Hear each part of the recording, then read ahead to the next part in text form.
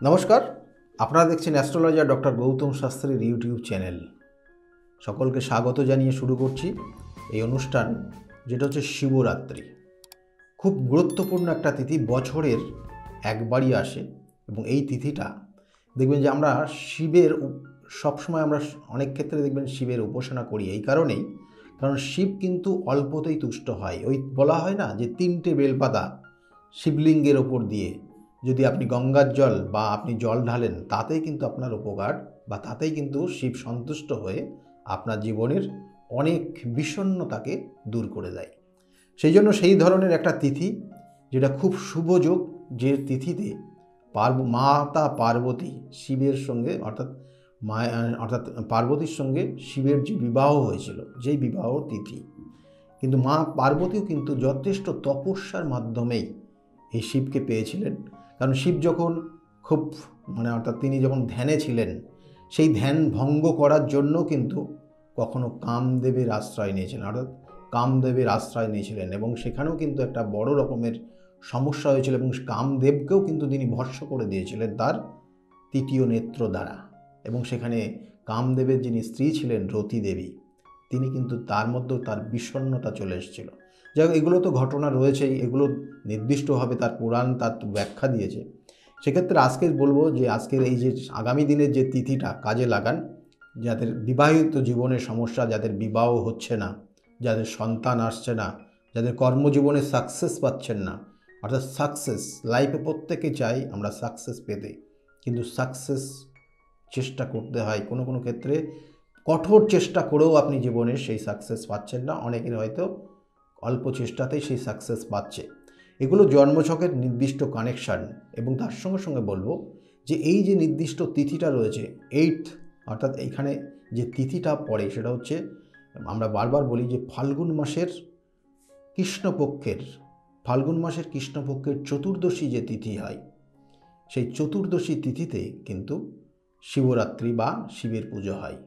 এই যে নির্দিষ্ট তিথি, সেটাও কিন্তু এই বছরে পড়েছে, সেটা হচ্ছে 8ই মার্চ 2024, এবং এটা শুরু হচ্ছে ঠিক 8ই মার্চ শুক্রবার রাত 8টার থেকে শুরু হচ্ছে এবং পরের দিন 9ই মার্চ পর্যন্ত থাকবে। এবং 9ই মার্চ কিন্তু সন্ধ্যাবেলা অর্থাৎ 5টা 43 মিনিটে কিন্তু এই চতুর্দশী তিথি সমাপ্তি হচ্ছে, এবং তারপরে যে তিথি পড়ছে অমাবস্যার তিথি, খুব গুরুত্বপূর্ণ তিথি। কারণ এই চতুর্দশী তিথির সমাপ্তি, যে চতুর্দশী তিথিতে শিব পার্বতীর বিবাহ হয়েছিল, এবং তার সঙ্গে সঙ্গে অমাবস্যার তিথি, খুব গুরুত্বপূর্ণ তিথি। যাদের যে সমস্যাগুলো প্রথমেই দিয়ে শুরু করলাম, এই তিথিতে সব থেকে কার্যকারী যোগ রয়েছে। এবং এর সঙ্গে সঙ্গে বলবো এই নির্দিষ্ট দিনে আমরা কি করি, যে আমরা অনেক ক্ষেত্রে এখানে বলবো যে দু রকমের মত আছে। এখানে পরের দিনও অনেকে পুজো করতে পারেন, আগের দিনও, কিন্তু শিবরাত্রি হিসাবে 8টার থেকে নির্দিষ্ট তিথি 4টে, কিন্তু এখানে বলা হয় 4 প্রহর পুজো হয়, অর্থাৎ দুধ, দই, ঘি, মধু এবং চিনি দিয়ে শিবকে কিন্তু অভিষেক করা হয় একটার পর একটা, এবং তারপরে গঙ্গার জল দিয়ে তাকে আবার ভালো করে পরিষ্কার পরিচ্ছন্ন করে আবার সেকেন্ড পুজো, এভাবে 4 টাইমে পুজো হয়। সেটা হচ্ছে 8 তারিখ শুক্রবার হবে। এবং এই নির্দিষ্ট তিথিতে আপনারা কি করবেন, বিশেষ করে যেটা আমরা বলে থাকি যে শিবরাত্রির আগের দিন নিরামিষ আহার করতে হয়, এবং তাদের শয়নের ক্ষেত্রেও কিন্তু নির্দিষ্ট দিনক্ষণ রয়, অর্থাৎ সেখানে বলা হচ্ছে নিষ্ঠার সঙ্গে। অনেকেই দেখবেন যে নিচেই, অর্থাৎ দেখা আছে যে খাটে শয়ন করে না, এগুলো যেগুলো আছে নিয়ম, সেগুলো তো আপনারা জানেনই মোটামুটি। এবং এই নির্দিষ্ট দিন, আগের দিন নিরামিষ আহার করতে হয়, এবং ওই নির্দিষ্ট দিন যেদিনকে শিবের পুজো করা হয় বা শিব যেদিনকে অভিষেক করবেন, সেই দিনকে নিজেকে অর্থাৎ নিষ্ঠার সঙ্গে থাকতে হয়, কোনো মিথ্যা কথা বলা উচিত না, এবং তার সঙ্গে সঙ্গে কোনো নেশা জাতীয় জিনিস গ্রহণ করা উচিত না। এবং কোনো কোনো ক্ষেত্রে দেখা যাচ্ছে বলা হয় যে কোনো মানুষের সঙ্গে বাদ বিবাদে জড়াবেন না এই নির্দিষ্ট দিনটা। এবং এর সঙ্গে মানুষকে ভক্তি শ্রদ্ধার সঙ্গে দেখুন, প্রত্যেকটা জীবেকে শ্রদ্ধা ভক্তি করুন, কারণ জীবের মধ্যে শিবের অবস্থান। আপনি প্রত্যেকটা জীবকে যদি নিষ্ঠার সঙ্গে আপনি দেখেন ওই নির্দিষ্ট দিনটা, তাতেই কিন্তু আপনি শিবের ক্ষেত্রে শিবের যে ভালোবাসা, শিবের যে আশীর্বাদ আপনি পেতে পারেন। এবং এর সঙ্গে সঙ্গে বলা হচ্ছে ওই নির্দিষ্ট তিথিটা এতটাই গুরুত্বপূর্ণ, জীবনের আপনি হতাশার জায়গা চলে গেছেন, আপনার দেয়ালে হয়তো পিঠ ঠেকে গেছে, এরকম পরিস্থিতির মধ্যে রয়েছেন, আপনি ওই নির্দিষ্ট তিথিতে যদি উপবাস থেকে আপনি শিবের আরাধনা করতে পারেন, তাহলে কিন্তু আপনি অনেক, আপনার আয়ু বৃদ্ধি হয়, আপনার পাপ মোচন হয়। একটা ছোট্ট গল্প, সেখানে কিন্তু আপনারা দেখবেন যে এই গল্পের মধ্যেও কিন্তু সেই তার পাপ থেকে সে কিন্তু তার পাপ মোচন হয়েছিল, যেটা বারাণসীতে কিন্তু কিন্তু ব্যাসদেব ছিলেন এবং তিনি কিন্তু তার শিকার করতেন এবং পশু বা বিভিন্ন প্রাণী হত্যা করতেন। তা এই প্রাণী হত্যা করতে করতে তার প্রচুর পাপ সঞ্চয় হয়ে গেছিলো এবং একটা সময় সে যখন শিকারে বেরিয়েছিল এবং শিকারে বেরিয়ে সেই দিন কোনো শিকার পায়নি এবং সে হতাশাগ্রস্ত হয়ে গেছিল এবং কোথায় জঙ্গলের মধ্যে গেছিলো, পথ হারিয়ে ফেলেছিল এবং সেই ফেরার সময় রাত হয়ে যাওয়ার জন্য তাকে জন্তু জানোয়াররা যাতে মেরে না ফেলে তার জন্য সে একটা গাছে আশ্রয় নিয়েছিল, যে গাছটা ছিল বেলগাছ, এবং ওই বেলগাছের নিচে ছিল একটা শিবলিঙ্গ। এবং সে সারাদিনে তার ব্যর্থতার জন্য সে নিজেকেই বলতে বলতে গাছের পাতা ছিঁড়তে লেগেছিল এবং ওই গাছের পাতা একটা একটা করে ছিঁড়ে, সে জানতো না সে বেলগাছে আছে, রাত্রে হয়ে গেছে, কিন্তু একটা একটা বেল পাতা ওই শিবলিঙ্গের ওপর পড়ছিল, যে নিচের যে শিবলিঙ্গটা ছিল। কিন্তু তারপরেও সেই একটা সময় যখন তার চোখে জল চলে এসেছিল তার কষ্ট দুঃখের জন্য, এবং সেই জলের ফোঁটাটাও শিবলিঙ্গের ওপর ওই বেলপাতার ওপর পড়েছিল।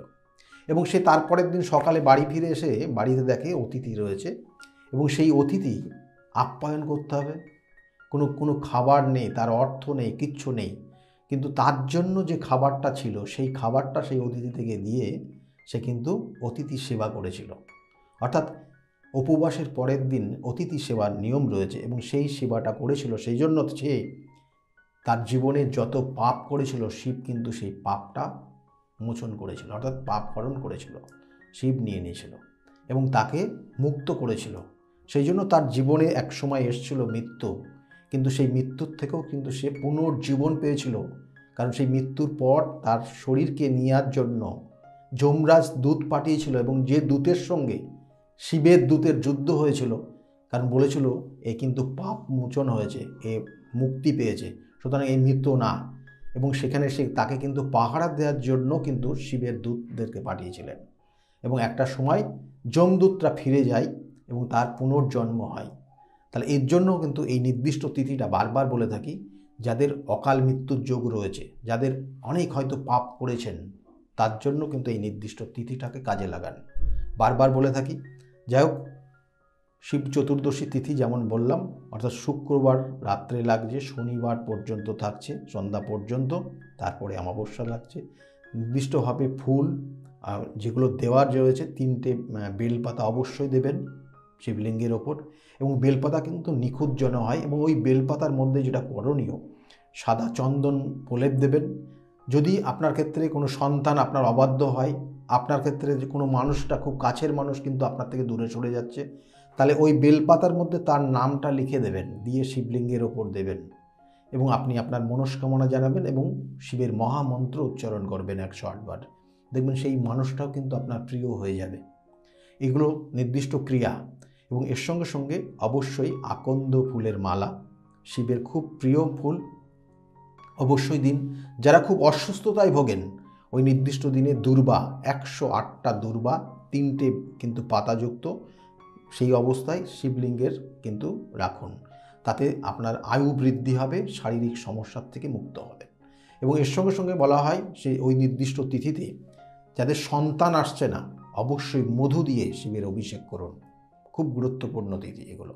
এবং এর সঙ্গে সঙ্গে যাদের ক্ষেত্রে কর্ম উন্নতি হচ্ছে না, তাদের বলবো কেশর ভিজিয়ে রেখে ওই নির্দিষ্ট দিনে শিবের অভিষেক করুন, তাতে আপনার জীবনে সাকসেস পাবেন।